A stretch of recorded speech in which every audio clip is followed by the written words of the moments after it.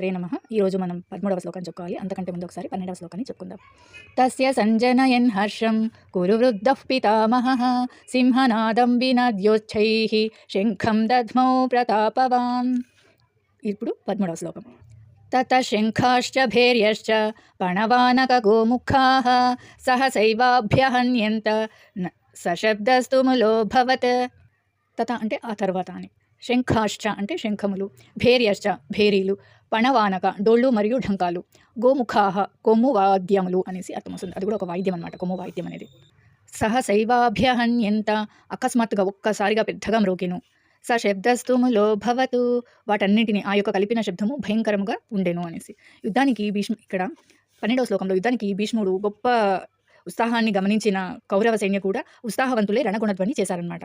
యుద్ధానికి సన్నిధులై ఆ రణగుణధ్వనులు ఎలా ఉన్నాయి అంటే, ఎప్పుడైతే భీష్మాచార్యుడు శంఖను మ్రోగించాడో వెంటనే కౌరవులకు ఉత్సాహం పెరిగి వాళ్ళు ఆ తర్వాత శంఖములు, భేరాలు, ఢోళ్ళు మరియు ఢంకాలు, కొమ్ము వాయిద్యాలు అకస్మాత్తుగా ఒక్కసారిగా పెద్దగా మ్రోగినవి. వాటన్నింటిని కలిపిన శబ్దము చాలా భయంకరంగా ఉండేను అనేసి మీనింగ్ అనమాట ఈ శ్లోకానికి. శ్లోకం ఇంకొకసారి చెప్పుకుందాం. తత శంఖాశ్చ భేర్యశ్చ పణవానక గోముఖాః సహసైవాభ్యహన్యంత సశబ్దస్తు ములోభవత్. 14వ శ్లోకాన్ని రేపు చెప్పుకుందాం.